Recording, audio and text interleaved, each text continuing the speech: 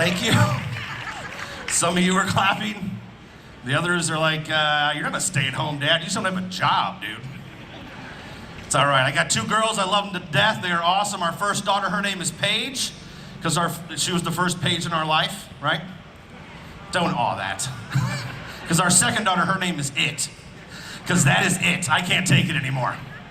You might wish as a young man to grow up and live in a house full of women. Do not wish for that, dude. I'm telling you. There is more hair in my bathtub than there are shampoos that I'm allowed to use. You guys are like, why is he using shampoo? It's for my beard. It's fine. You know what? Here's the thing. Like, I live in a house full of women, so if you're like that and you have a house full of women, the shower in there is filled with shampoo bottles. They're everywhere, right? They have something for they have stuff for long hair, short hair, thin hair, thick hair. They got something for every little bit. You know how many bottles I have in there? One. And it says 3 in 1. 3 in 1. The one's for my hair, the other's for my body. I don't even know what the third thing's for. I just rub it on my butt. I don't know what I'm supposed to do with it. Thanks, guy. You're killing it. Does that shirt have batteries? Turn it down. So now, every time I see a shampoo bottle, I decided to do my own thing. Every time I see a new shampoo bottle in the shower, I buy a new barbecue sauce. So that way it evens out. So now my daughters are grown now, they're older.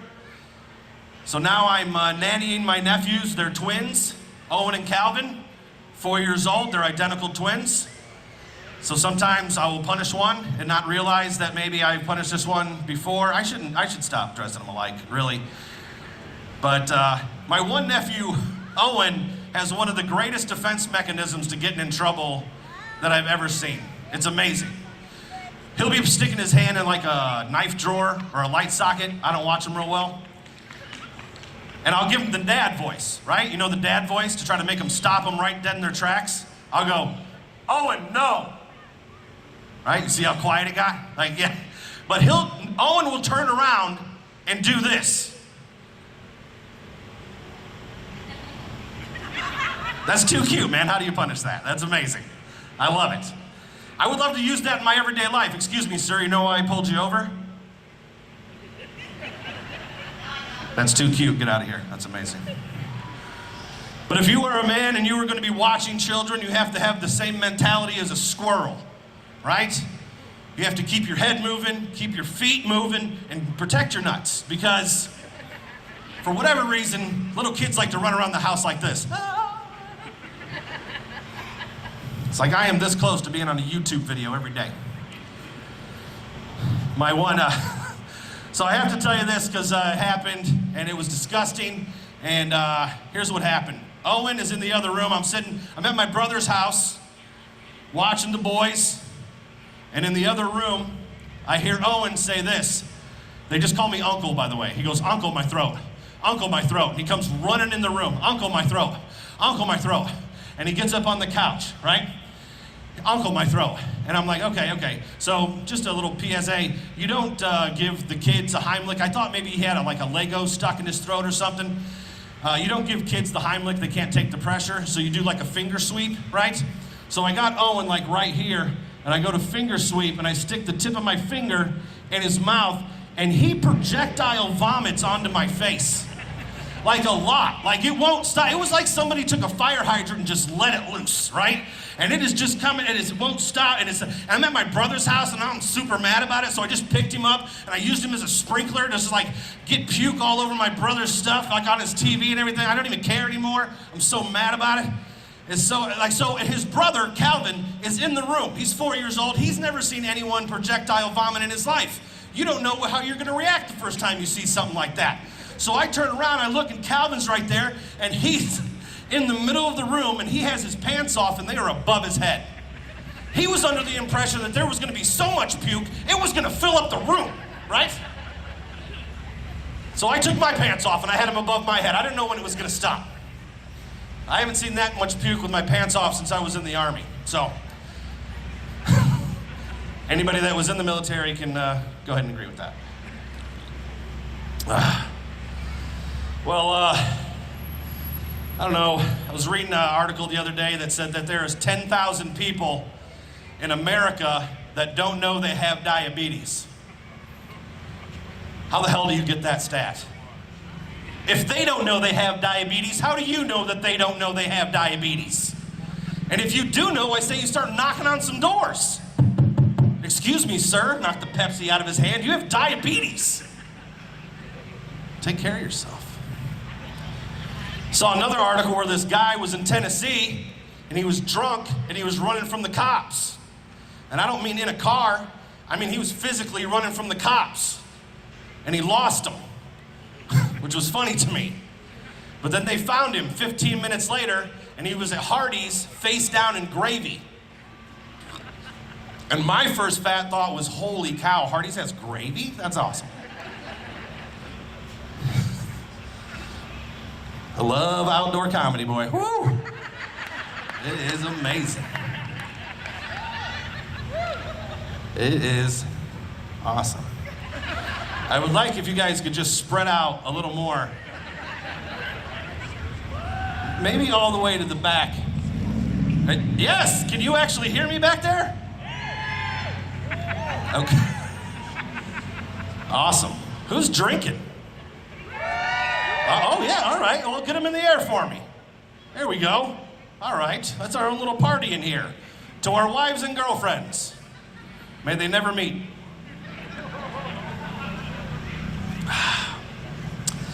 Well, I gotta get going pretty soon because I have another gig in September. But I will leave you with a couple of things. I just learned this the other day. I just learned how to win every argument in public with my wife. A couple guys perked up when I said that. This is what you do. At one point in the argument in public, just loud enough so everybody else can hear, just go, "Stop it, you're drunk." Because either way she reacts, you're golden, right? If she gets embarrassed, ducks her head, and walks out, they're like, "Oh my God, she's drunk." If she gets irate and starts cussing you, they're like, "Oh my God, she's drunk." Which puts you one up all the way to the car. Because once you get to the car, that is your ass.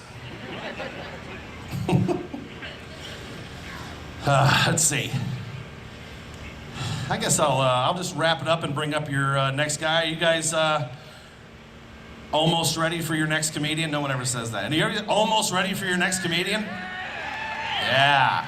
You can feel the energy in this outdoor amphitheater. I feel like amphitheater's a little much. I mean, it's nice.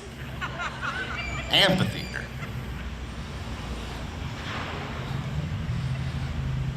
As I'm trying to take it in right now, you know what I mean? Like, sometimes you're in a situation, you're just like, you know what, just let me breathe this in. All right, that's enough. No, it's been great, and the other two guys will not come out now, so.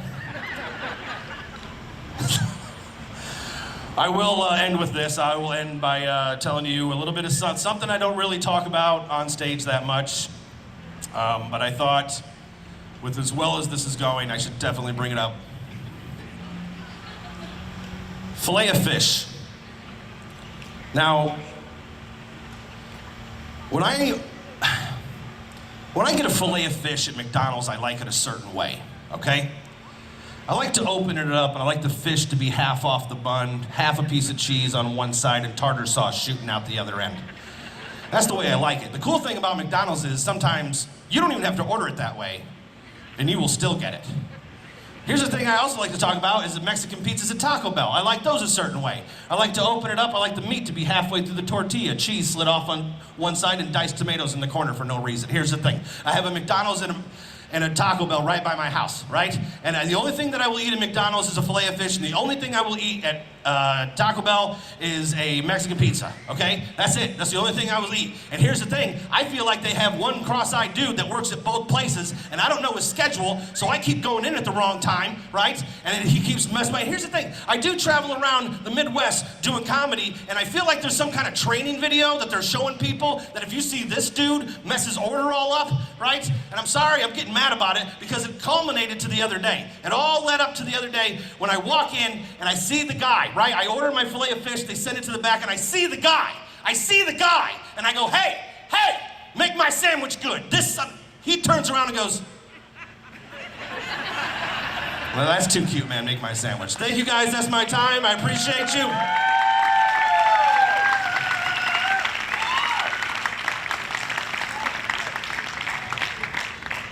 All right, we're gonna bring your next comedian to the stage. Are you ready? Are you prepared? All right, let me just give you a couple of his credits here. His album, Baby Daddy, hit #1 on iTunes, on the comedy charts. He's been on MTV, Sirius XM. You've seen him in commercials like on Miller Lite, Pepsi, Amazon. Please give it up for Nick Hoff, everybody. Let him hear it.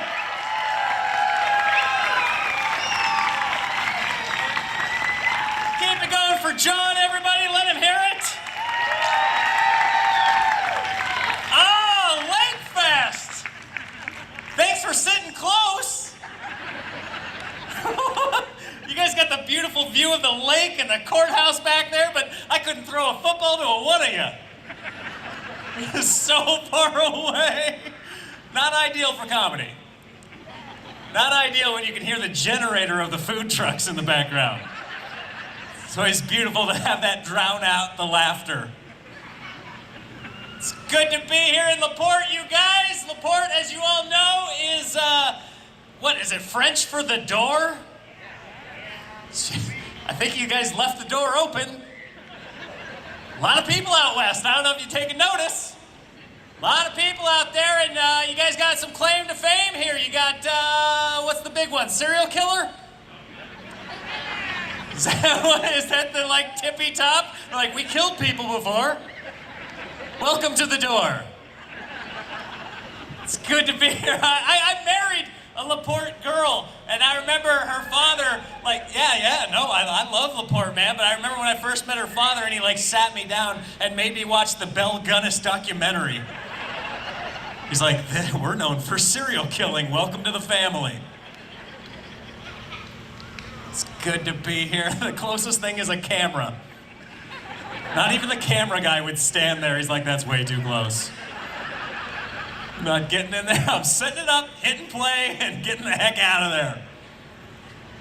It's good to be here, man. We're doing it. We're back out. We're doing things. Things are happening. Yeah, 2022, we're the survivors. We're the survivors, man. There's a vaccine out. You go now, it's like you fell out the rescue boat of the Titanic. Feels good. I don't know. I did marry an Indiana girl, and I remember, like, I'm having a little bit of PTSD because I'm looking at the courthouse. I remember going to the courthouse to get the marriage license. When we were getting married, I remember they made us wait there for a half an hour while they did a background check to make sure that we weren't related. So, you serious right now, Indiana? We had been dating for 3 years. I had never once thought maybe we're related. But then when the guy said it and disappeared in the back room, that's all I could think about the entire time. At just 30 straight minutes of me just sitting there staring at her head like, oh, maybe. 3 years in, that's a little late to ask the question, are we related, isn't it? Isn't that a little too late? Shouldn't that be question number 1 on every single dating site? Right? Not what are your favorite movies, not what do you like to do on the weekend. It should just be a picture and be like, hey, is this your grandpa too? Freaking out, man. I was sweating bullets. And the guy that worked at the courthouse said it like he thought we were too.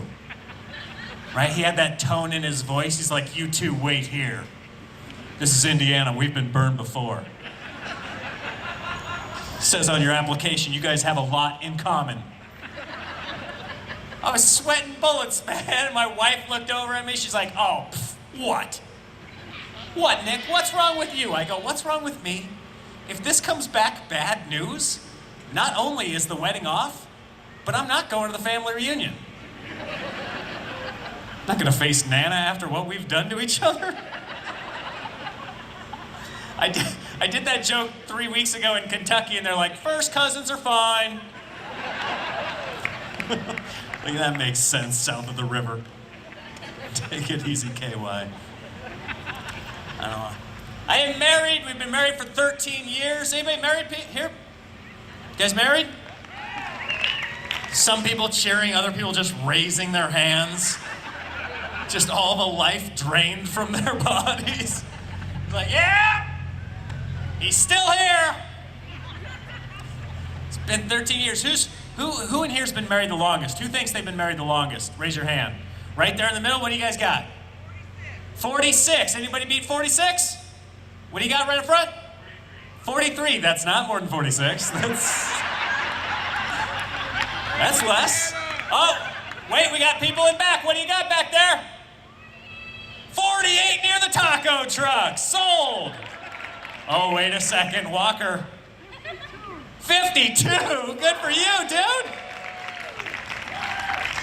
Heck yeah, man, that's awesome. That's awesome. My wife and I, we've been married for 13 years, and she's a sweetheart, man. She calls me her best friend. It's cute, isn't it? She looked at me the other day, she goes, Nick, you know what? You're my best friend. I was like, oh, my best friend is Neil. That's weird, we don't play catch together. She and I have never played Nintendo. Best friend, really? Were we best friends when you said I couldn't have a stripper at my bachelor party? Were we? Because all my friends wanted one, but not my best friend.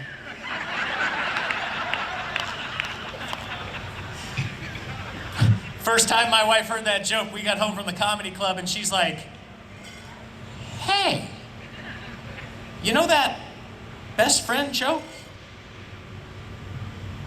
Is that true? I was like, oh, honey, no. I had strippers. You think she hates that joke? You know who really hates that joke is my second best friend, Justin. Yeah, he's like, who the heck is Neil?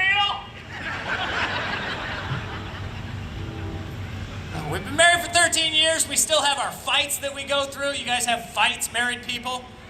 Things that you go through, like not people in the middle, right there. How long were you guys married? 30, whatever? 46, that lame one before 52. You rookies. Get together. You guys have some fights that you normally have? What's like a classic one? Not like one that'll end it, but just like a classic nagging one. What do you got? Yell it out. Yeah, make her talk, dude. Don't get in trouble.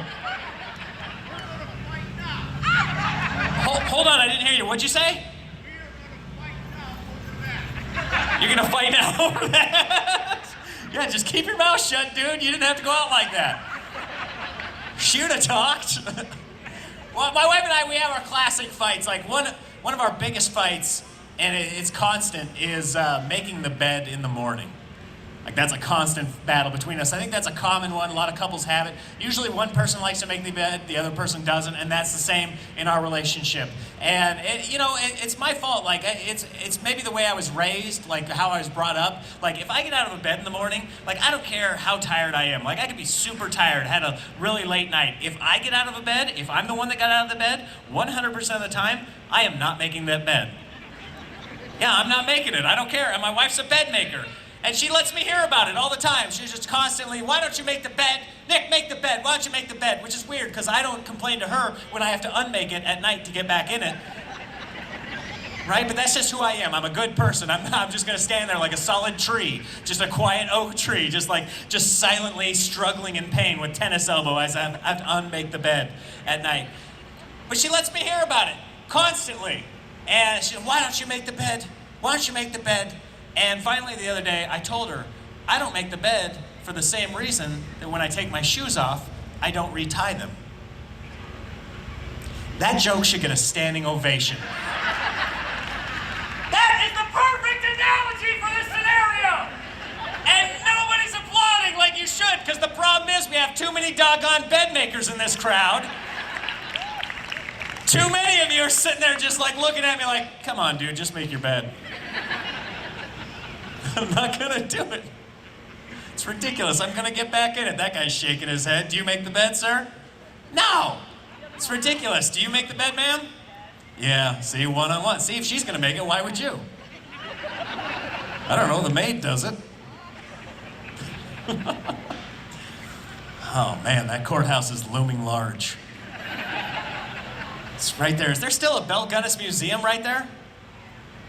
Is it in the courthouse? No, you're shaking your head. No, where is it? It's somewhere over there, right? Like I feel like my father-in-law took me and showed me the vial of poison.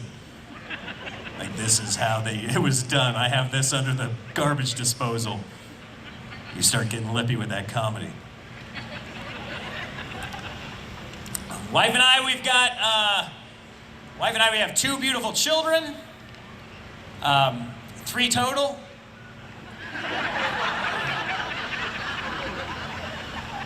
They can't all be perfect, you know what I mean? I know, 3 kids, man, it's too many. Anybody in here got 3 or more? Yeah, don't stand up, you probably can't. It's too many. How many do you have right there, ma'am? 7? Oh, why? What are you doing? Oh, blended family? Okay, so they're not all yours. Yeah, you're not gonna claim them all. Gotcha. Seems like, all right. 3 is a lot. I wanted 2, and there was a time in my life when I had 2, and I thought we were done. I thought that was it. And I would go around introducing myself. I'd say, hi, my name is Nick Hoff, and this is my complete family of 4. Nice to meet you. The problem is I had 2 boys. Yeah, I didn't know that was a problem. My stupid male brain didn't realize that was an issue till she started circling me in the house. Just walking around, I looked at her, I was like, what? She's like, well, we gotta have a girl. I go, oh, no we don't. We don't have to have a girl. And then she touched my leg. I was like, what the heck, we'll give it a shot. That's all it takes, man. Guys are stupid. We can be tricked. We can be tricked so easily. Because I put my foot down as the man of the house. We are not having any more kids. She grazed my thigh. I was like, ha ha ha. Whatever you want, sweetheart. So we did. We rolled the biological dice. And I'm happy to announce that we had a healthy little baby girl. Very excited about that.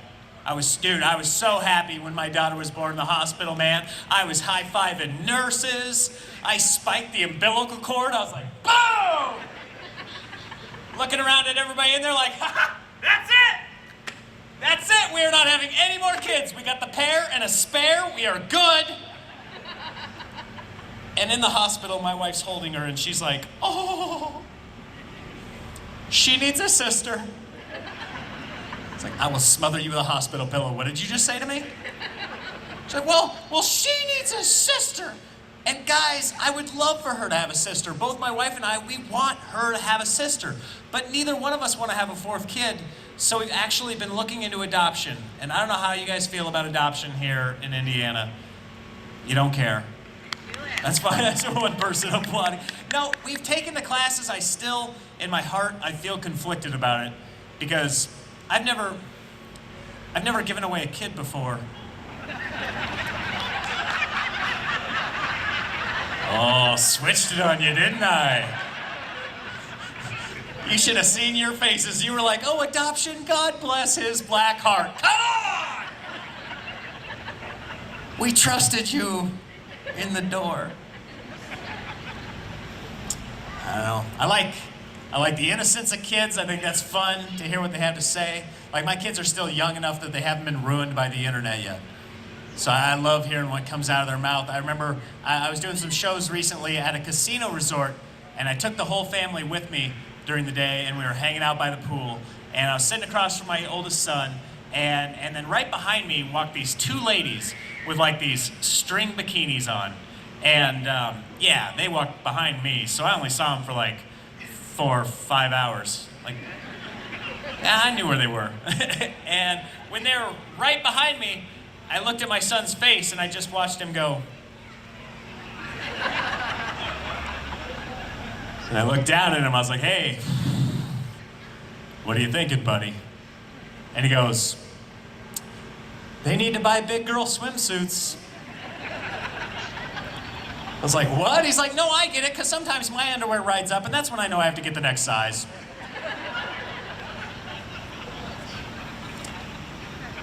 I don't know, I'm trying to raise my kids right. I'm trying. I don't know. I feel like the bar has lowered since when I was being raised in like the 80s and 90s. I feel like the bar for parents has lowered significantly. Do you guys feel that way? I feel like when I was growing up, like my parents and teachers and that, they had lofty goals for me. I remember going to school and multiple adults saying, Nick, make sure you study really hard because who knows, you might be president one day. Okay, Nick, make sure you do really well in school because who knows, you might be president one day. And now I feel like that's not that big a deal. It kind of feels like anybody could be president at this point. But I'm trying not to screw them up, and I may have already ruined one of them. And I can pinpoint the moment that it happened. He was like 2 years old. He wasn't going to bed. It was like midnight, and he wasn't going to bed. He was just off the walls. And my wife and I, we had tried everything to get this guy to go to sleep. Everything at our disposal. And my wife and I, we are against spanking. Like, we still do it. But like not in public, you know? Not in well, I don't know, maybe Walmart, but definitely not Target. Like we're not animals. But wait, this kid wasn't going to bed. And I was like, you know what, dude? You don't go to bed, I'm getting rid of one of your toy dinosaurs. Like he had these little hard plastic dinosaurs. It was his only currency in the world. And I was like, you don't go to bed, buddy, and I'm getting rid of one of them. And he didn't even listen, he just kept running around. So I went over, I grabbed a dinosaur out of the basket, I went over to the trash, and I threw it away. And he just looked at me and he goes, don't think so. And he fished it out and he kept playing. He's like, really? This kid's peacocking on me right now at 2? Like I always heard the oldest child will one day challenge the father, but do I have to fight him now? I could probably take a 2-year-old. Could probably do. So I didn't do that. I wrangled it back out of his chubby little fingers. I walked back over to the trash, but this time he's in tow, right behind me, ready to catch it. So I knew I couldn't throw it away. So instead I grabbed some scissors and I started to cut. Yeah, but the scissors were dull and the plastic was hard, so I'm just making multiple hacks at his only friend in the world. He's just down here looking at me. No! Yes, just shards of dinosaur flying left and right. My wife's in the corner like, what are you doing? So if he goes berserk, that's on me. Hear that generator loud and clear. That's my only friend in the world. Generator going nuts. I do like Indiana. I get to spend a fair amount of time here. I recently had to fly to Phoenix to do some shows. Yeah, it was last weekend. I was in Phoenix, and it was 113 degrees there. Ridiculous. And Phoenix is filling up. Like, people are moving there at 113. I was like, why are you living here? What is going on? Like, I walked a half a mile to Target, and a lizard stopped me to talk about global warming. Yeah, he was right next to the mouse who was shaving his chest. It's like, dude, it's too hot here. Somebody's got to do something. It's ridiculous. But I flew, I kind of don't want to admit this, but I flew there on one of the nice airlines. I flew on Spirit. Have you guys done that? Have you guys made the mistake and flown on Spirit Airlines? I travel for a living, and yet, like, twice a year, I'll convince myself, like, oh, maybe it's better now. Maybe they've improved it. But they haven't. They haven't. I had to fly Spirit to Phoenix. And the thing is, like, you go there, and it's never on time. Right? Spirit Airlines is never on time, and they don't care. They don't care. They have a very, like, cavalier attitude about it. Like, you approach the gate agent, they're just like, what? What? And I just went up there. It was an hour and a half late, and I just went up to the gate agent. He's like, what? And I go, I was just wondering if you knew when the plane might get here. He's like, how much did you pay for your ticket? 75 cents. Yeah, he's like, what? Sit down. What? So you sit down, you're like, that makes sense. You know, that checks out. So you sit down, and you wait for the flight, and then finally the plane arrives, and it's dented. It's just smoking out of the back. And you look, and you're like, is that the plane? They're like, what? What? We backed it into a dumpster last week. What do you want? Right? And then they board it. You get on the Spirit Airlines flight next to all the other cheapskates. Right? You just sit there crunched in, and then the flight takes off, which you can't believe. Right? You're like, holy cow, it works? Was not anticipating this. And then you think, oh, this is going to be just like a regular flight, right? Right? This is fine. I can make it 3.5 hours to Phoenix. This will be great. And you get in there, you start to schmooze in, and then the flight attendant comes over. She's not serving anything. She's just making sure nobody's asleep. Right? She's like, no, naps are extra. What the heck are you guys doing resting? And every little bit of turbulence on a Spirit flight, you think that the plane is going down, right? Right? Every little one, you think it's going to crash. You're like, well, that checks out. That makes sense. What did I expect, right? And I feel like the flight could crash, and nobody in America would have sympathy for all of the passengers. I feel like that plane could go down, and you would all be sitting there watching the news and be like, well, you get what you get. What did you think was going to happen? You think it was going to make it to Phoenix? Crying out loud. They consider themselves very fancy. They say they're an a la carte airline. Have you heard them say that? It's a la carte. You choose the frills. You choose the extras that you want. And I feel like they should sell life insurance as one of the frills. I feel like that would be sold gangbusters. You're like, well, I'm going to need to pick my seat and probably want a checked bag. And yeah, why not an umbrella policy while I'm at it? All right, that was a new one. That one's not great. Wasn't great. I do have a couple of new ones I want to try. This one is really stupid, you guys. You guys want to try a stupid joke? Don't get so enthused. Yeah! All right, well, turn down the intelligence meter, you guys, because this one is really, this may be the dumbest thing I've ever written down on paper. And I took the time to write it down on paper. It's so stupid. When you guys think that the joke, when there's more to the joke, there's not. Okay, so buckle up. Oh, this is so dumb. Okay, so you know the animal a seal? You guys know what I'm talking about? A seal, like a water dog, you know what I'm saying? I think that maybe it's just a misunderstood creature, like it has its own wants, its own desires, its own dreams, but the problem is it can't convey any of those because it also has a really bad stutter. Right? So you see a seal and somebody's talking to it and they're like, hey seal, hey man, you want to go get a hamburger? And it's just sitting there going, or, we can have fish. Oh, that is so stupid. Oh, it bothers me that one did the best. Oh, that's so stupid, man. Next time you guys go to San Diego on vacation, you see one of those seals sitting on a rock just, or. You're like, get it out, buddy, finish. The guys on the John Deere go-kart are laughing. Appreciate that, you guys. Biggest fans in the world. I don't know, I think, I'm trying to raise my kids right, but I'm not sure it's gonna matter. I think the world's gonna end soon anyway. Did you guys get that feeling? I think the robots are gonna come for us soon. I think it's gonna happen, and if any robots are listening, I just wanna say that I'm on your side. I think human beings have it coming. I think by and large we're garbage and we deserve it. And I don't think it's gonna be the Terminator-style robots that we all feared since the 80s. I think it's gonna be this guy, the phone that you carry next to your genitals all day, every day. This thing is a supercomputer. It is so much smarter than us, and yet we talk down to it like we're better somehow. Right? This thing is so much better than us, yet the first time a text message doesn't go through right away, we're like, this piece of crap. We talk down to, no, this thing watches us go to the bathroom day in, day out. How many times could you watch somebody take a dump and not want to kill them? By the way, Laporte, I can't believe that's where we are as a society, that everybody takes it to the toilet, but 100% of people are taking their cell phones to the toilet.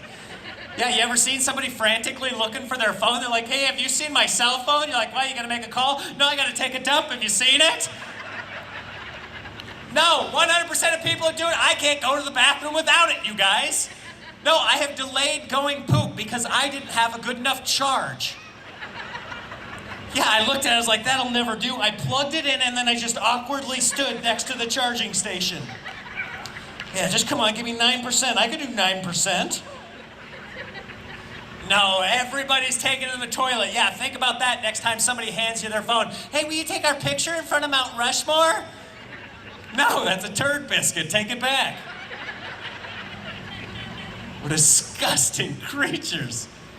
It's horrible. And as a result of taking our phones to the toilet, everybody's spending more time in the bathroom. Yeah, everybody's spending so much more time in the bathroom since cell phones. People always ask me, how do you know? How do you know we're spending more time on the toilet? How do I know? Because before cell phones, my legs never fell asleep on the toilet. Yeah, now it's like a 50-50 shot I come limping out of the bathroom. My wife's like, what did you do in there? 2 levels of brick breaker, leave me alone.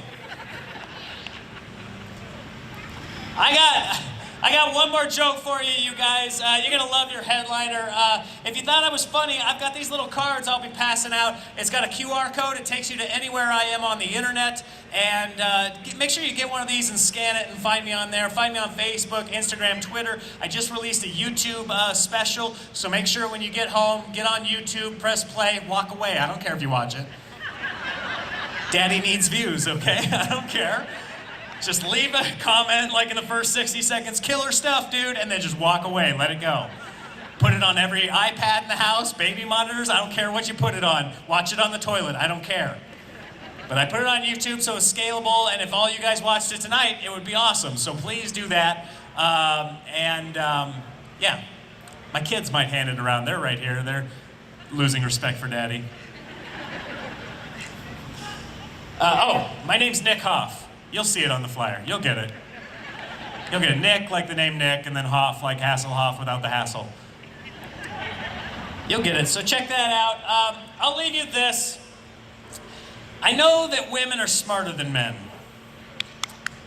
I know that. Take it easy. It's not 100%.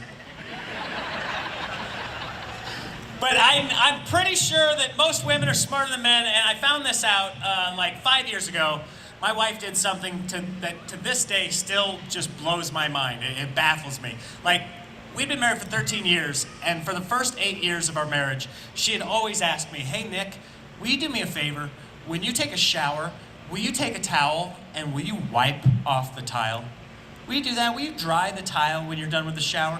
And for the first 8 years of our marriage, I never did that. I never once did that. And then 5 years ago, for whatever reason, I took a shower late at night, and I looked at the tile, and I noticed that it was wet, and I saw the towel right there, so I was like, you know what? Fine.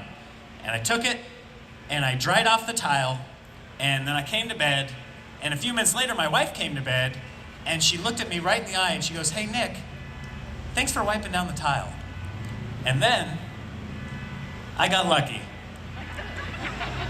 Yeah, so then the next night, I took a shower, and I wiped down the tile, and I jumped into bed, and my wife came to bed a few minutes later, and she went to sleep. Yeah, I was miffed a little bit. I kind of nudged her. I was like, hey. I wiped down the tile, and she said, good for you, and she passed out. And it was at that moment that I realized wiping down the tile is not tied to that activity, okay? I know that. I know that. I know every time I wipe down the tile does not mean automatically that happens. And yet, every single night for the last 5 years, I have wiped down the tile 100%. Yeah, it's just this sad, naked, just dripping wet. Oh, I hope it happens again. Oh, make sure you do a really good job. That's how I know that women are smarter than men. Because 5 years ago, my wife put in 15 minutes of work, and I've done that every single night since. Thank you guys so much. My name's Nick Hoff. Enjoy the rest of the show, everybody. Nick Hoff, let him hear it, everybody. Come on, get your hands together. Right on. You guys having a good time tonight? Come on, let me hear it. You having a good time? All right. We're going to bring your headliner up here. Funny guy. We've been hanging out in the green room. He's super funny. I'm excited to see his set out here. He is a writer on Bob and Tom. 2 of his comedy albums debuted at #1 on iTunes, and he is, he was named the Variety Magazine Top 10 Comedians to Watch, all the way from Indianapolis. Please put your hands together for Brent Terhune.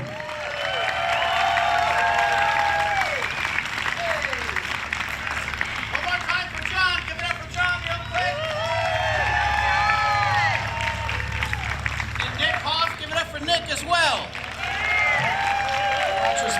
on YouTube. He's a very funny dude. Thank you guys for coming out tonight. It is so good to be here in LaPorte. That's what it says right there. Yeah, LaPorte.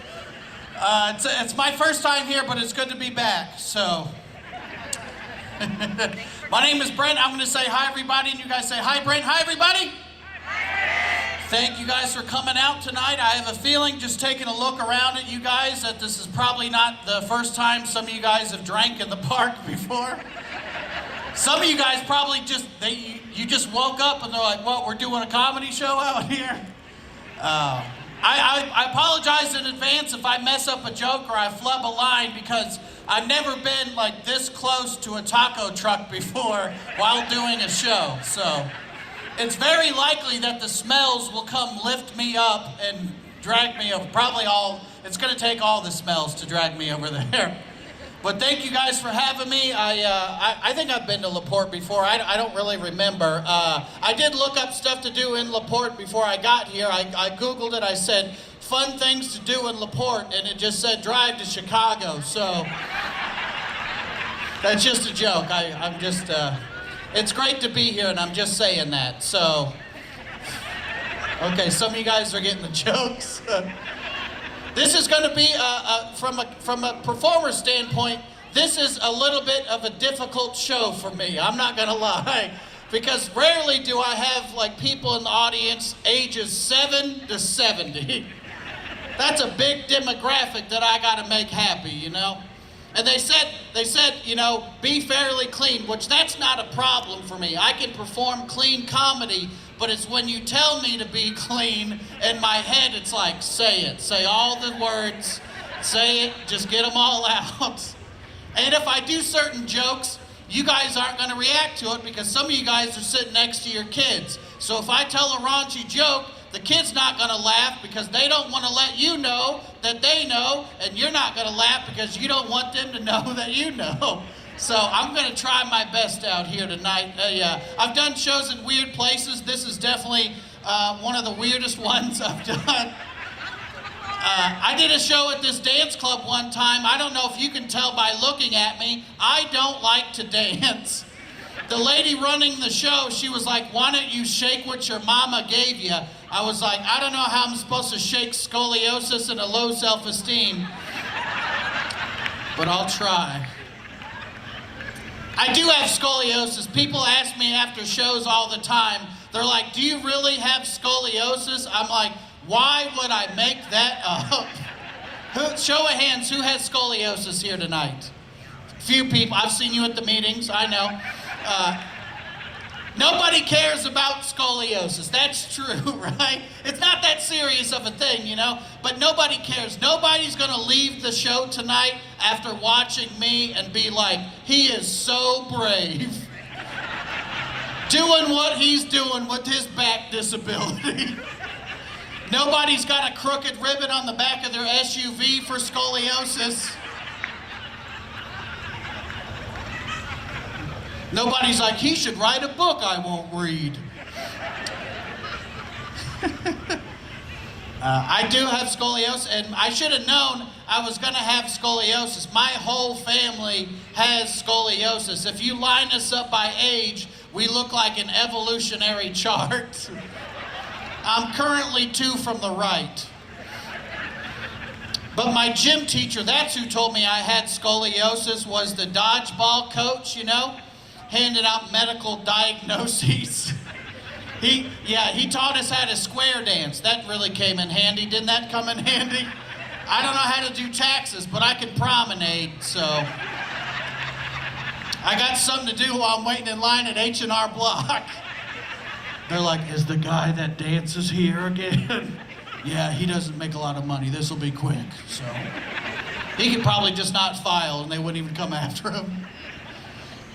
But I do have, my gym teacher, he was like, all right, guys, line up outside my office, walk in one by one, close that door behind you, take your shirt off, and bend over. No, thank you. I'm just going to start running laps because I know where this is going, right? Thankfully, it was a scoliosis test. That's the only test in school you don't want to be graded on a curve. Are you kidding me right now? Look out, everybody. I can't stop these jokes. That's my best one. It's all downhill from here. Leave them wanting less, that's what I say. I wish his show was about 15 minutes shorter. That would have been great. I do have scoliosis and red hair. I'm actually getting sunburnt right now, so probably the only person here with long sleeves on. I was like, I'm not going to risk it. I do have red hair, and it's harder to be a guy and have red hair than it is to be a girl. Getting heckled by a train right now. Does anybody else feel like Johnny Cash right about now? I hear the train coming. I don't have more funny jokes about trains to outlast the train sound. They were like, he's doing a show. Let's go ahead and go around the tracks one time. We don't like this ginger. But I think it's harder to be a guy and have red hair than it is to be a girl. You see a girl and she's got pale skin, red hair. Everybody's like, look at her, she's really pretty. You see a guy with the pale skin, red hair. Everybody's like, look at him, he's sick. I think redhead women are attractive, but what would you guys think if you saw me holding hands with some redhead girl in the mall? Brother and sister, look at them. Homeschool, you can tell homeschool right there. That's the real stuff, that's not Zoom.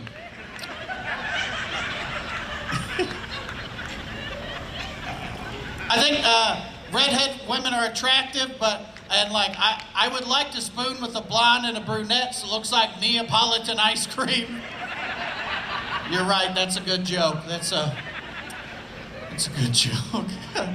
But red hair and scoliosis, that's not what you want when you're trying to meet women. Women like tall, dark, and handsome. They don't like chubby, pale, and crooked. No woman's ever been like, I gotta give me one of them crooked gingers.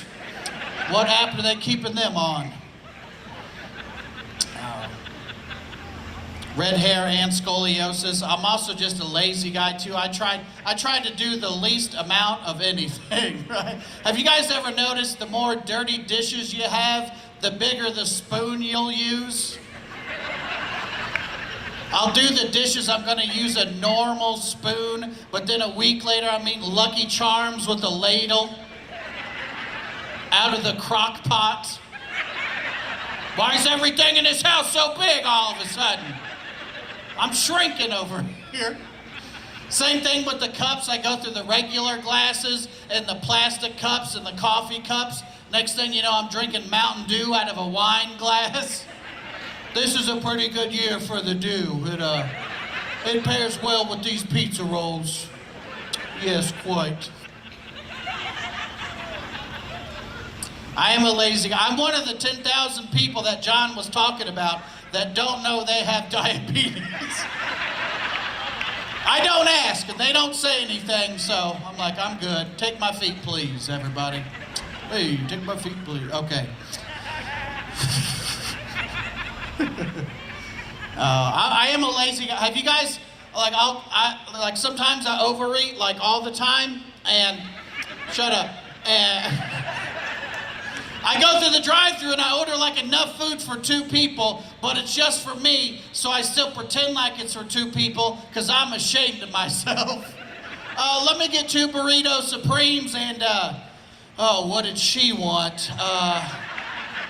2 more burrito supremes, extra sour cream, she's a fatty. Extra on mine too, she likes it on mine.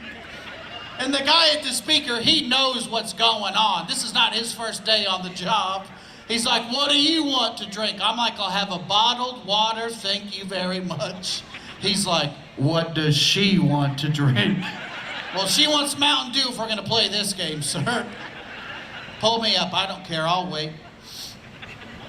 I don't talk about drugs on my show. A lot of comedians will talk about drugs, and then the audience will give us drugs after the show. I'm not doing that tonight. I don't have any drug jokes, but I do have some food jokes. Nobody's ever come up to me after a show and been like, hey man, you want to hit this lasagna? I'm like, is that an 1/8 of lasagna? I can smell that through the bag. That is good marinara you got there. They're like, it's choo-choo pass. You know the rotation. I'm like, this is angel hair. What did you give me?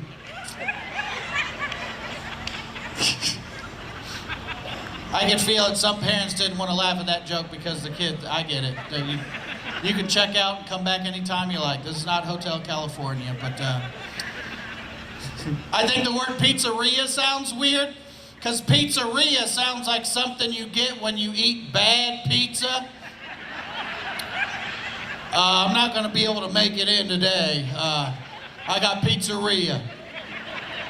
Sausage and pepperoni, it's bad. Yeah, it's real bad. I'm not going to be able to make it in tomorrow. We're going to a taqueria. So, yeah, that's the same joke. It sure is.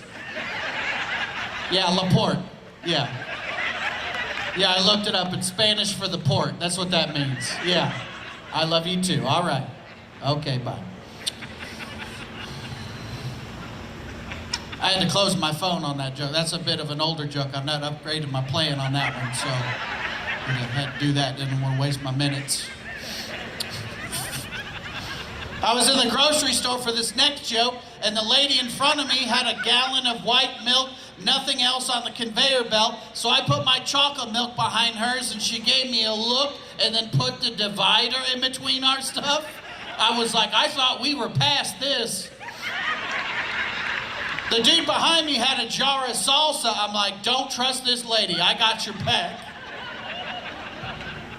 Same trip to the grocery stores around the holidays, and I always wait to the last minute. And I'm standing at the end of the line in the grocery store, and the line was so long that it stretched back into one of the aisles. So now I'm standing in the adult diaper section. I had never been there before, but I know eventually I will. So I started doing my research. They had the brand of adult diapers that everybody knows, and that one's called Depends. But the store brand right next to Depends, that one was called Certainty. That guy should get a raise. Are these gonna keep me from ruining my pants? Certainly. How about these? It depends. I'm like, look, I got pizzeria. I need something good. What's that? That was a callback? Yeah, it sure was. Yeah, still Laporte. All right, I love you. I'm a married man too. I'm a married man. Sorry, fellas. I'm a married man. I married up too. My wife is beautiful. If you get the chance to be the least attractive in your relationship, choose that. The view is great. Can you imagine if I was the prettiest of the two? That's not good at all. The whole time my wife and we were engaged, I called her my girlfriend. I don't like the F word. I think that's silly. I've known you for 3 years and we're gonna start speaking French for no reason. I didn't ask you to marry me and then start pooping in a toilet, you know? But my wife and I, we're gonna make it though. I believe in that because our signs match up. I'm a Pisces and she's a Slytherin. That's a Harry Potter joke, and if you didn't get it, I only brought the one, so. But I took my wife back to the first place we ever met, and that's where I proposed to her. We're walking down the sidewalk, and it was in that moment, because I met her at a comedy club a long time ago. We're walking down the sidewalk, and I'm gonna surprise her. She'd only been there one time, so I didn't think she'd remember. We're walking down the sidewalk, and it was in that moment that I realized the comedy club that we had met at, they moved locations. And I don't know what's there now currently, but it's still important to us. So that's where I wanted to do it. We're walking down the sidewalk. Of course, the comedy club is not there. And in its place was a Hooters. You know where all the great proposals happen? We walked up. I was like, do you know what this is? And she's like, yeah, we met on the square right there on the sidewalk. And we laugh because that's our sense of humor. One of the most important spots in our lives is now a Hooters. And what I had written down and memorized, it was from my heart. I still mean every single word to this day, but it didn't really match the tone of what was going on at Hooters. So I had to improvise. I got down on one knee. I looked her in the eyes. I was like, baby girl, you are the ranch beneath my wings.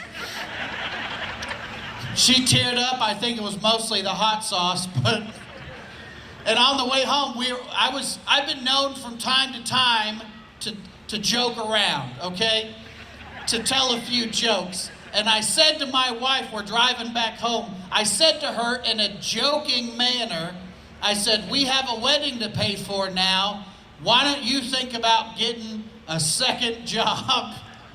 I know, I was there. And she's funnier than me. She was like, I will as soon as you get a first. I was like, touche, fiance. My wife is from a small town, one of those Dollar General towns. Some of you, don't act like you don't know what I'm talking about. I passed 8 of those to get here today. Dollar General town, maybe not this one, but probably over there, and over there, and over there, right?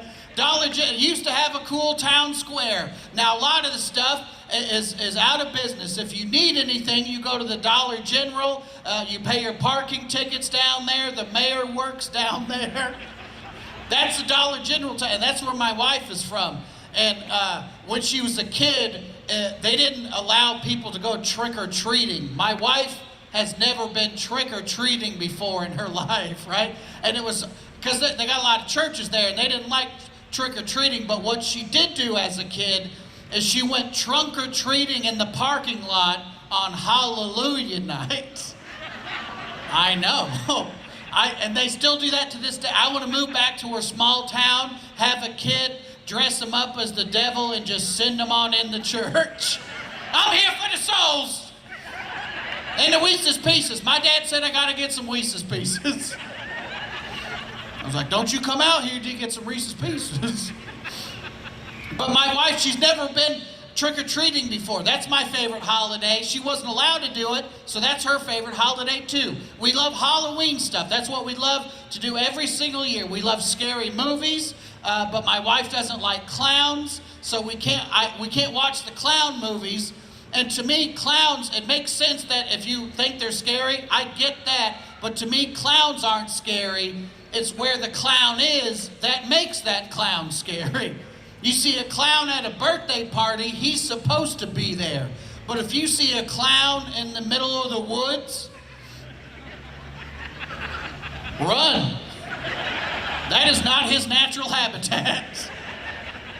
We go to a corn maze every year. That's one of the things we like to do. We go to a corn maze. If you've never been to a corn maze, you walk up to a shed, you pay a man $40, and then you get lost for 3 hours.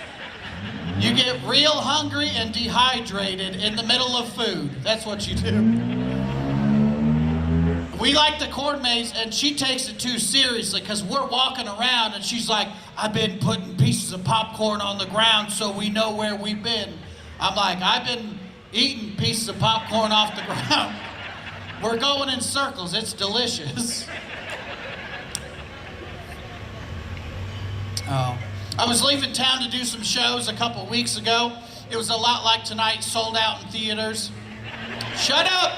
That's not funny. I was leaving town and my wife wasn't feeling well. It was a Friday. I'm getting ready to leave in the morning. And I was like, what's wrong? And she's like, no, I'm good, just go ahead. And I was like, no, just tell me. I'll just go to the pharmacy. You won't have to leave all weekend. And she was like, Brent, it's the same thing every month. And I was like, is the rent due already? And it was, but it wasn't that. It was that time of the month. That's what she was. And I like it when she's on that, because she'll say stuff like, you want to eat a whole pizza and take a nap? I'm like, yeah, I do. I was going to do that anyway. We just bought our first house. That's been our big new development for us. We just bought our first house. It's an older house built in 1950 something, owned by the same lady the whole time. And that lady's name is Emma. And Emma didn't update a single thing about this house. And that's why we were able to afford it. It's got we're not gonna change a thing, by the way. It's got all the stuff that we love. It's got wood panel walls, metal cabinets in the kitchen, and saloon doors. That's what I like. So you could put saloon doors on a shed and I would move in tomorrow. That's how much I like saloon doors. I like saloon doors because you can pretend you're in the Wild Wild West or the back room at a video store. I walk in, I'm like, I want some whiskey and something frisky. She's like, you need to take the trash out, cowboy. I'm like, yes, ma'am. The same time we bought our house, my mom decided that she wanted to downsize her house, probably so I couldn't move back in with her. That's not funny either. But my mom, I don't know if you've ever met my mom before. She says hi, by the way, but my mom, she's got a lot of stuff over at her house, so to downsize for her is a big accomplishment, and I'm helping her get rid of all her stuff. And I found some of my stuff over there, my baby blanket, my G.I. Joes, my binder of old Pokemon cards, and I had not seen those in like 2 weeks. But I immediately found the binder and I opened it up and I put my phone on eBay because I wanted to see how much was in my retirement account. Because I'm trying to make some big money moves buying a house. I was like, Charizard, I need you to hit it real big a couple times. And it did. My first edition holographic Charizard means I wasn't doing too bad. And I had 4 of those. My credit score went up to 850 immediately. We went to the bank, they were like, oh, you think you can afford a house, dirtbag? I was like, check these out right here. They were like, right this way, Mr. Terhune. We had no idea. Get this man a bourbon at the bank.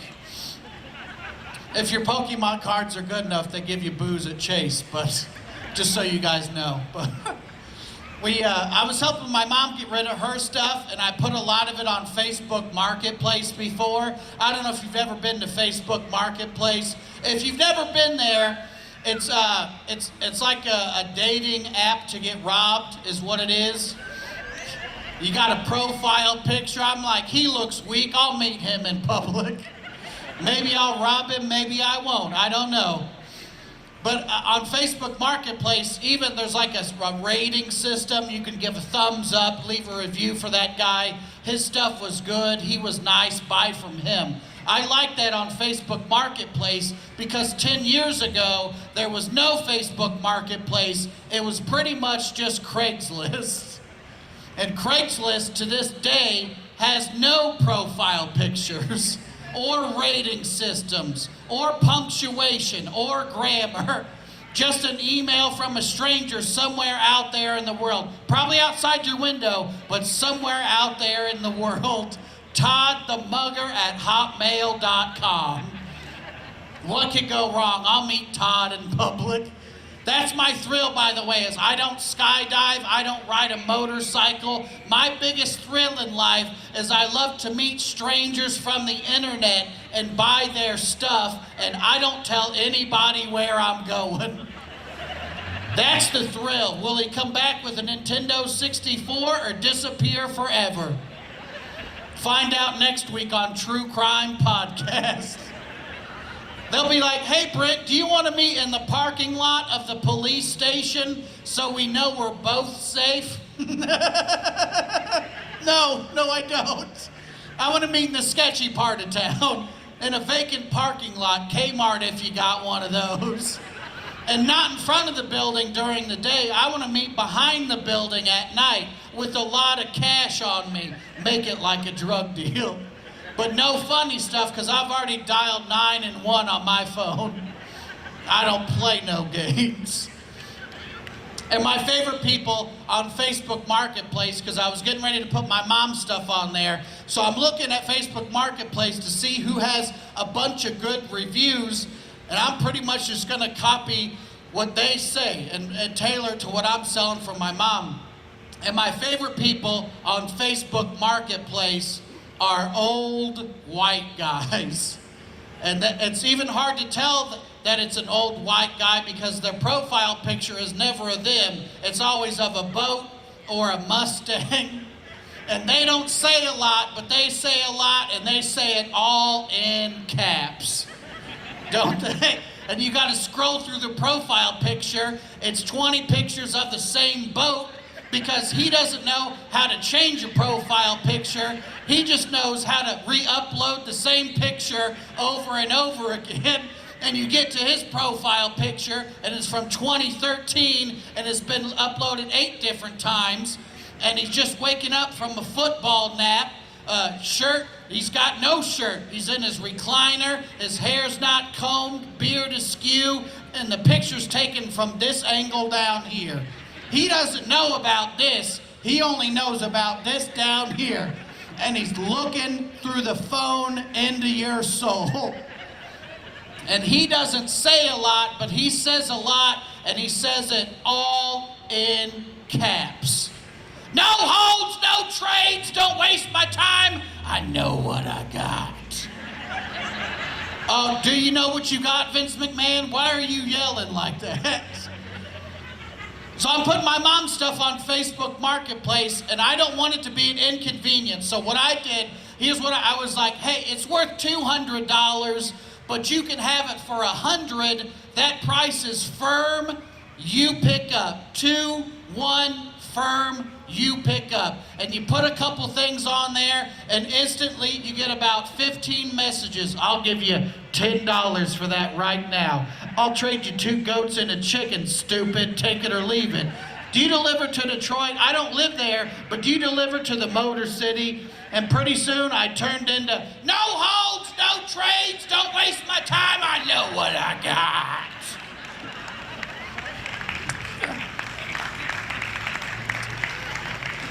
It took me 2 posts before I turned into old man Craigslist.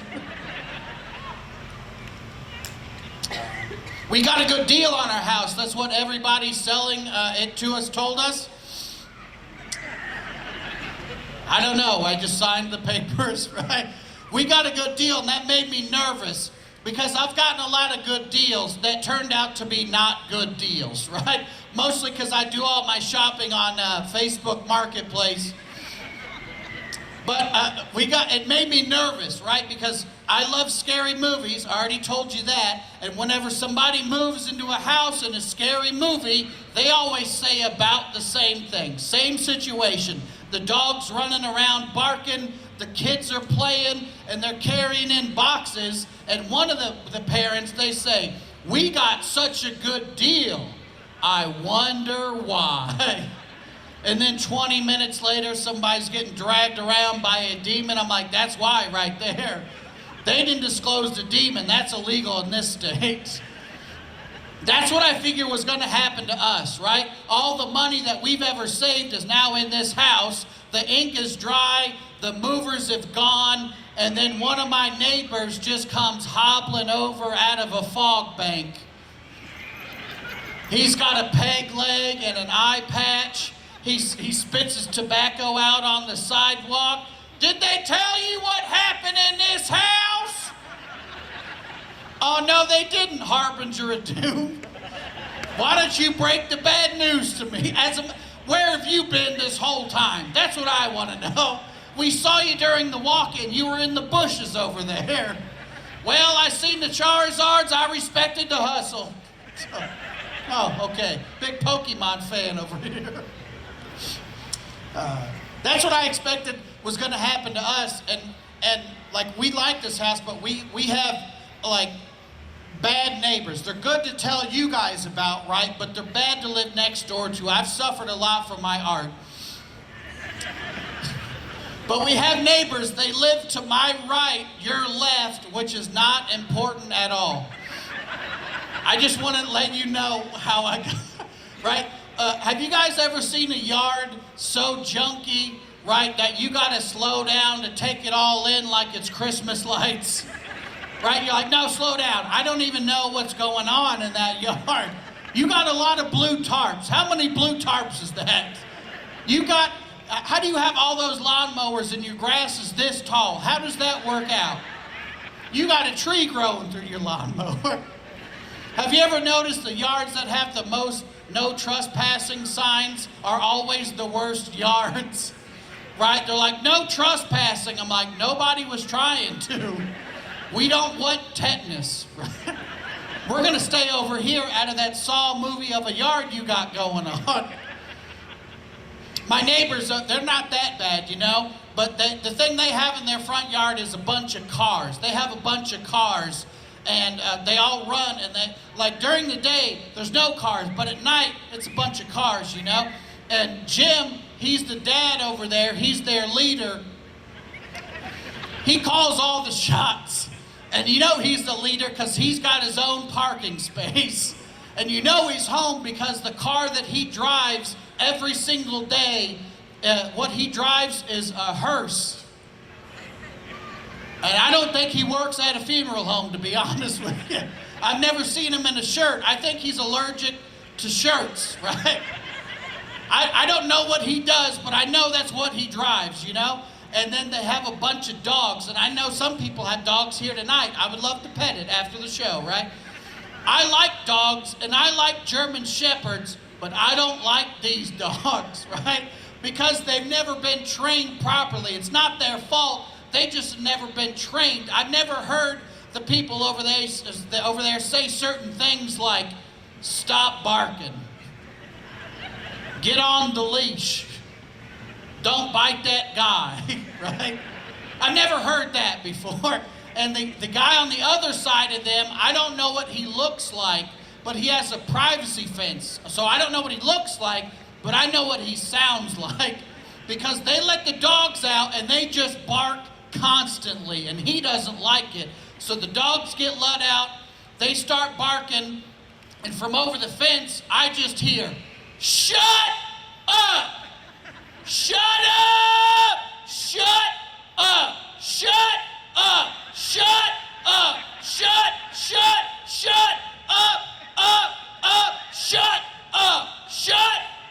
Shut up! That always works. Doesn't that always work? When you yell at a dog to be quiet, right? Don't they calm down immediately? They probably say something like, oh, pardon me, sir. I had no idea I was causing such a ruckus. I'll calm down post-haste. Isn't that what dogs say all the time? I don't know why it's a British dog, to be honest, but it makes me laugh that it's a British dog. That's one of my voices I do around the house to annoy my wife, right? To annoy is to love. That's what I say. Because I'll just be walking around and I'll be like, oh, what's wrong with the missus? And she's like, stop doing the voice. I'm like, oh, what's wrong with the missus? She doesn't know that she's not here tonight, but she can tell right now that I'm doing the voice. That's how much she hates it. But so the dogs bark, right? And he yells, and I don't like these dogs necessarily, but I don't like that he yells at the dogs. It's not their fault. So what I started to do is they bark, and then he's like, shut up! And I'm like, no, you shut up! It's not their fault they're bad puppies. I say all that, and then I go in the house immediately. I solve none of the problems, I start all of them, and then I run in the house and peek out the blinds. Oh, they're fighting out there, get my phone, I gotta film this. So they got dogs in the front yard, peeing, pooping, barking everywhere. They got cars in the front yard, peeing, pooping, barking everywhere. They barely cut the grass, they don't weed eat, they got a mattress that leans up against the side of the house some of the time, I don't know. And all that is why we bought our house, because we're never gonna have the best one, but we won't have the worst one. Right, all I gotta do is be better than Tempur-Pedic in the front yard. That's all I gotta do. And they have a yard sale in the front yard sometimes, like all the time. They have a yard sale, and then after the yard sale to celebrate, they have a cookout in the backyard. Their house is a mullet. They got business in the front and the rest of the saying in the back, right? They had parties last summer, all summer, and I'm all for it. I love a good party, and they got an above-ground pool. Good for you. Have fun. But in July, they got the pool, but then in August, they didn't have that pool. and like Jim, I saw Jim out there, and I was like, hey, man, what happened to the pool? You had it for like 2 months tops, right? And he looked at me, and he was like, oh, man, they came and got that. I was like, oh, who took a whole pool? It was filled to the top with water and floaties. He was like, I didn't make the payment, so they came and got it. I didn't think they would look in the backyard, is what he said to my face, with a straight face on his face. I didn't think they'd look where everybody keeps their pools. And like they left the pool, or they took the pool, but for some reason they left the ladder. It wasn't like one that attaches. It goes over the top of the pool, and I see it every single morning. It's a stairway to nowhere, and some brown grass. It's a white trash crop circle back there. And I've seen the kids play pool games where the pool was, which is sad but really funny at the same time. They're like, Marco, and I'm like, fish out of water! You didn't wait a half hour, you gotta start cramping up.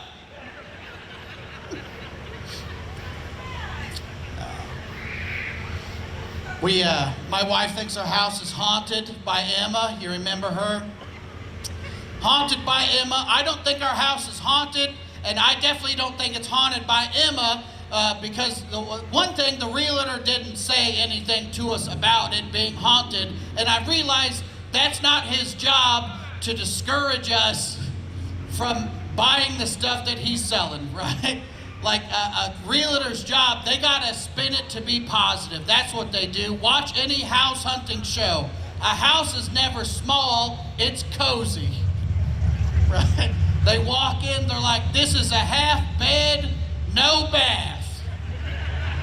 It's cozy. I'm like, that is a shed. It's got saloon doors, we'll take it. We'll move in tomorrow. They gotta spin it to be positive, you know. You'll just walk in and be like, this is the only house on the block with self-opening cabinets. It's a nice feature that the demon has added in for you. You didn't know that you were gonna have cereal, but that's what came flying out. It's the only house on the block with the furniture that just rearranges itself. So be careful when you come home from work, Dick Van Dyke. That joke is for the closer to 70 audience, not the 7. I'm just over there a little bit more. Me and 8 people always appreciate that one. But my wife thinks it's haunted, and here's what happened. My wife is on a train over there, apparently. She's like, he's talking about me. I don't like that at all. This is the only show where I have been heckled by a train before. That's true. Motorcycles, I've not had a motorcycle yet till tonight. So,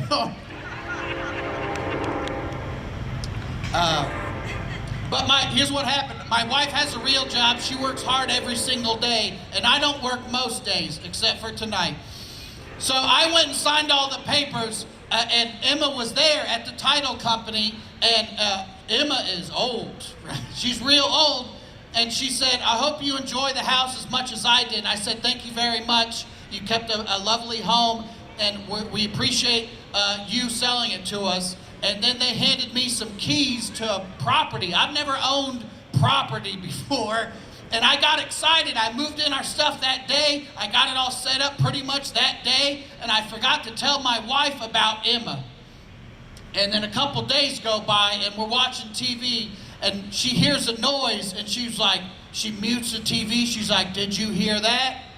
That's Emma letting us know it's okay to be in her house. And I was like, I bet that's what that was. I just played along with it. I thought it was funny, and every once in a while she hears something, and that's Emma. So I started to play into it. I was like, did you hear that? That's Emma. And then I would start like spraying some perfume and be like, you smell that? That's Emma. They said she loved Axe. That's gotta be her. And so my wife, we live in a haunted house, not really, but now she has sleep problems, but she's always had sleep problems, but now she's got it down to a science how she needs to fall asleep. Here's what she does. She sleeps under a weighted blanket. I don't know if you guys have ever slept under a weighted blanket. I like it. It makes me feel like I'm training for a future nap. I do 10 minutes under a weighted blanket. I'm like, I could do a marathon of that. What are we watching? I could do a marathon.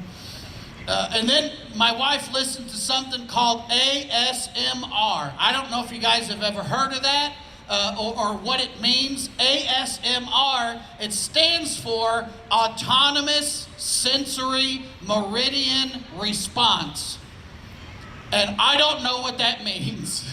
Have you ever read a whole article and at the end still been like, I don't know what that means? That was me. I read it and I was like, I'm somehow dumber for reading all that.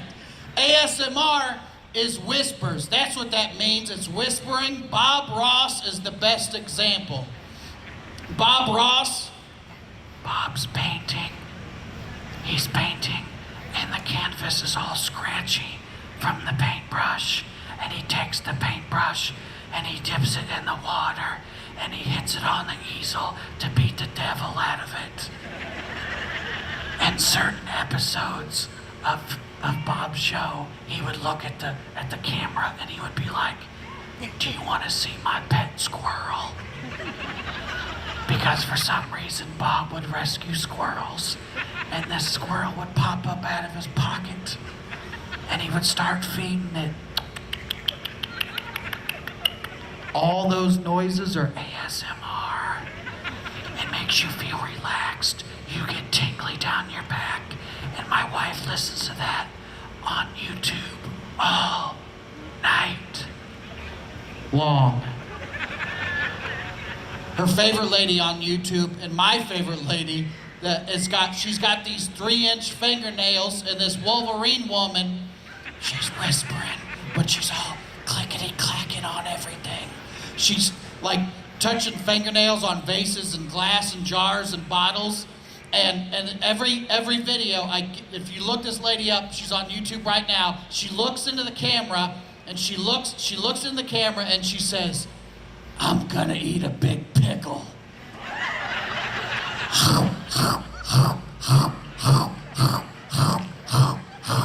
And I'm like, I'm about to fall asleep right now.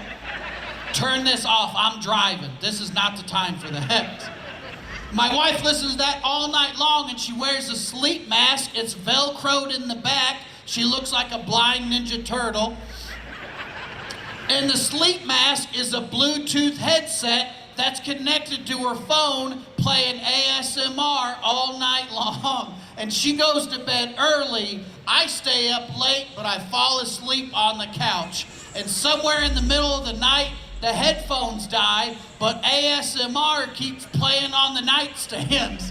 I wake up, it's 2 a.m., I'm groggy, I'm ready to go to bed. And I walk into the bedroom, half asleep, and from out of the darkness, I just hear, hello, I'm gonna eat a big pickle.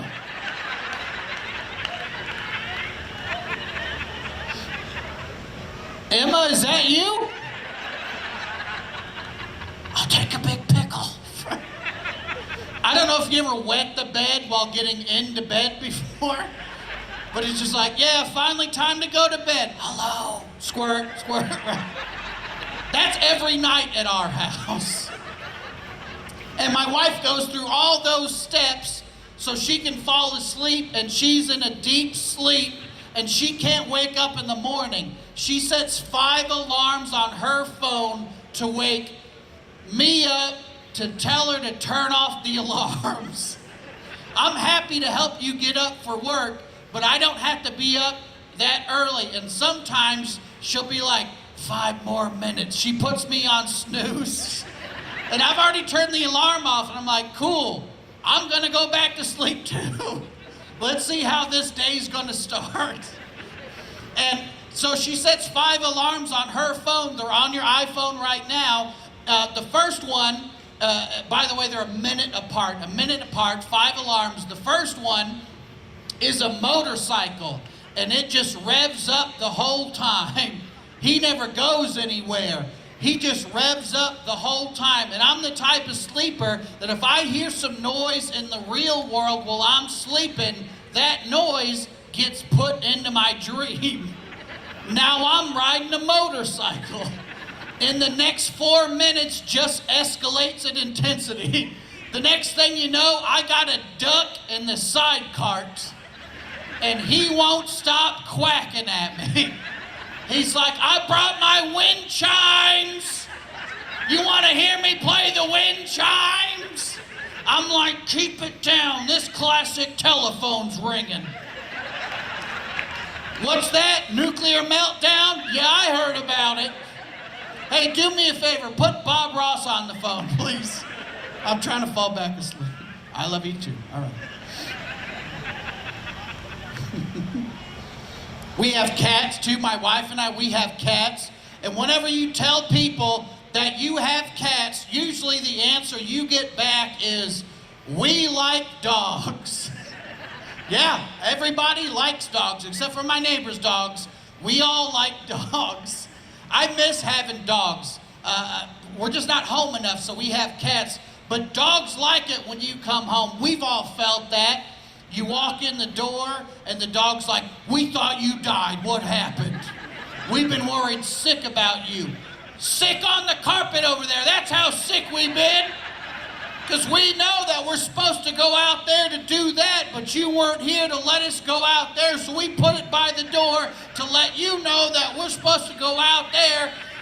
Welcome home. Clean off your shoes. That's a lovely hello, right? You walk in the house, hey guys, how are you? Splat. All right. I'm sorry, I should have been home a little bit earlier. With cats, you don't get any of the theatrics, none of that, you know? You just walk in the house and nothing happens, and then all of a sudden you see some eyes start glowing out of nowhere. And the cats are like, we thought you died. What happened? Something went wrong with the plan, I guess.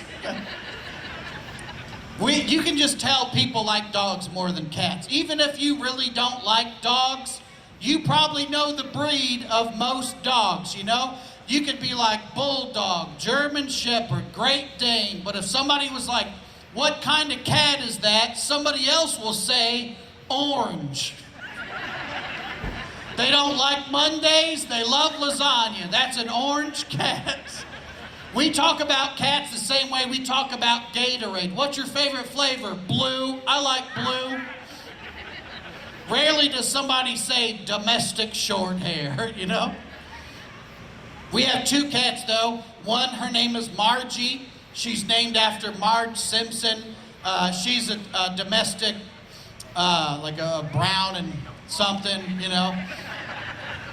And we have Soup Cat. That's not his real name. We've nicknamed him Soup Cat because whenever you make a bowl of soup or cereal and you leave it on the counter for upwards of 1.2 seconds, you turn around to get a spoon and you turn back around, he's jumped up on the counter, making eye contact with you, dipping his paw in your soup. He's like, I'm not gonna eat this, but neither are you.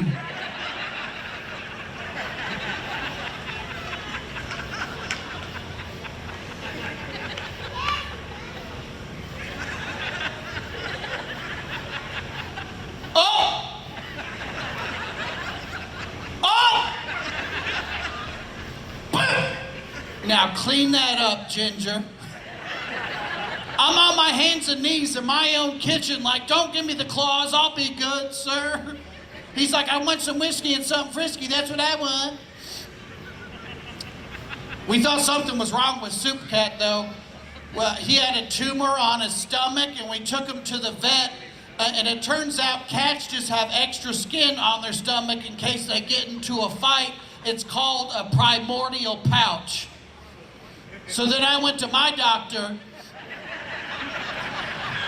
I was like, oh, this? No, don't worry about this, doc. That's for my enemies, yeah.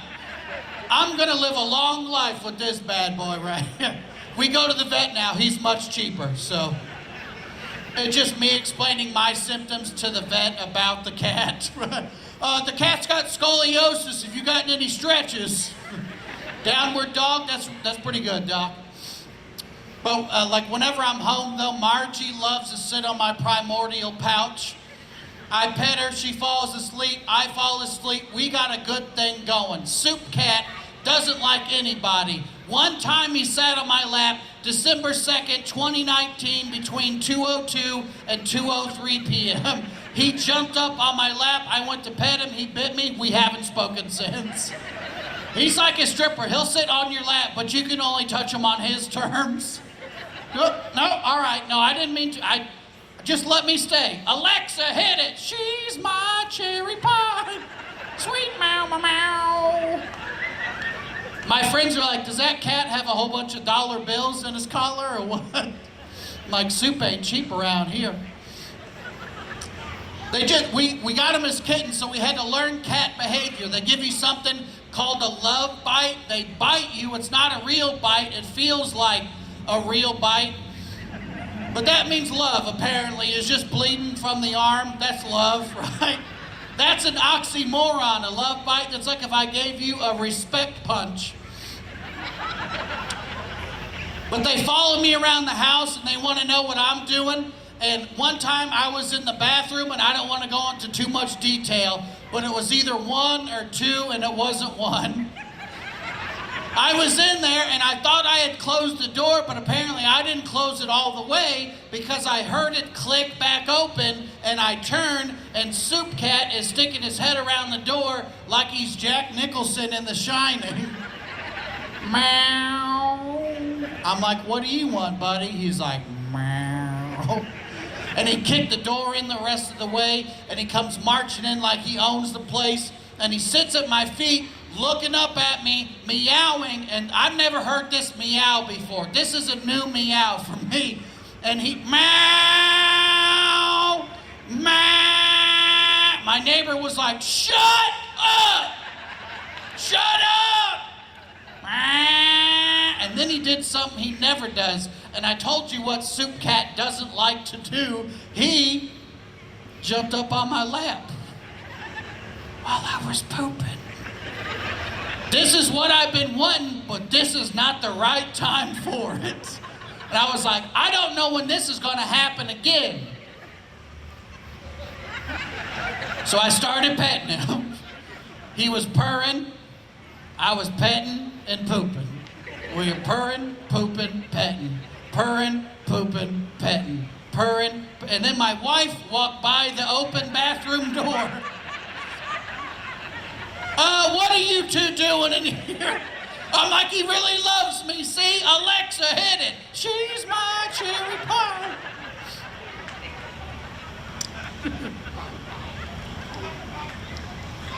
I appreciate you guys coming out tonight. I got a couple more things, and then we'll get out of here. I think we're all past curfew, so everybody's getting arrested after this. So that's not true. Don't. But I appreciate you guys coming out tonight. My name is Brent Terhune. I don't know how to spell my last name either. But you can go to brentcomedy.com. I know I'm on Facebook and Twitter and YouTube and all that stuff. So I'll leave you guys with this. Thanks for having me out tonight. It's been a dream of mine to perform in Porte. I got nothing on my hand. It's just, but I appreciate you guys, and have a fun weekend. Be safe. But I'll be honest with you guys. Stand-up is not my dream job. It's not tonight. Okay, good. Some of you guys get the jokes, right? Before this is true. I was a substitute teacher for a day. It was a half day, right? I would teach little kids, and I realized little kids, they're fun. But I realized pretty quickly that little kids, they couldn't say their letter R's, the letter R. And I went home and looked up that condition where you can't correctly pronounce your letter R's. And that condition where you can't say your letter R's, that's called rhoticism. With an R. What kind of evil person named it that? Is that the same dude that made the word lisp? I have a lisp. The kryptonite should not be in the word. And I would teach little kids, and they would try and say my name, but they would just end up saying words they already knew. I would be like, hey guys, my name is Mr. Terhune. Mr. Turtle? No, it's Mr. Terhune. Mr. Turkey? So eventually I had them call me Mr. T, because they don't know who that is yet. And I would slip into a Mr. T impression. Nobody else would get it, but it would make my day so much more bearable to have an inside joke with nobody. Mr. Turkey, what's 4 times 4? I pity the fool that don't know they times tables. It's 13, now go lay down.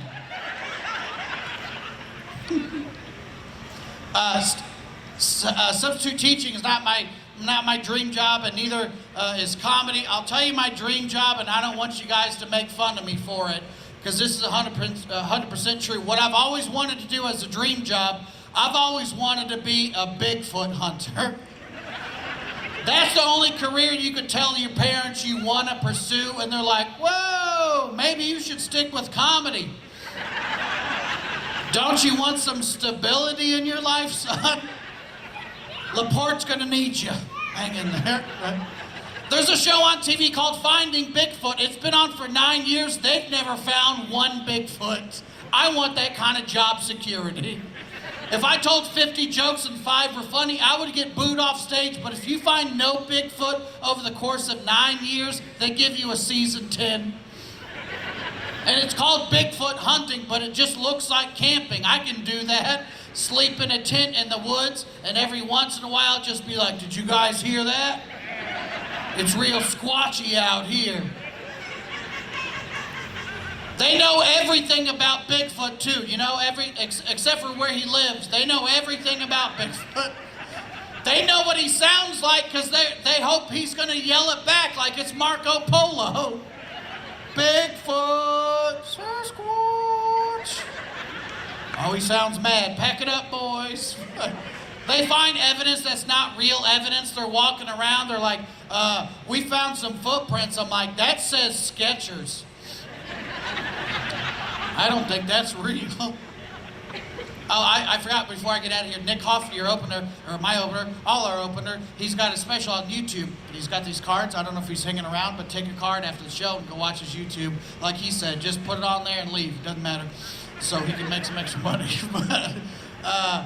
But I love Bigfoot hunting shows, but I also like ghost hunting shows. I know that's the same show, by the way. Don't tell me that. After the Bigfoot hunting is just, or ghost hunting is just Bigfoot hunting indoors. That's all that is, right? They're walking around. They got their ghost hunting tools. They're like, not really getting anything over here. Beep, beep. Oh, man. This wall is super spooky right about here. Then you look closer, it's a stud finder. Apparently there's a ghost every 16 inches in this room. You guys have been a lot of fun. It's good to see you, LaPorte. Have a good night, guys. Thank you very much. See ya.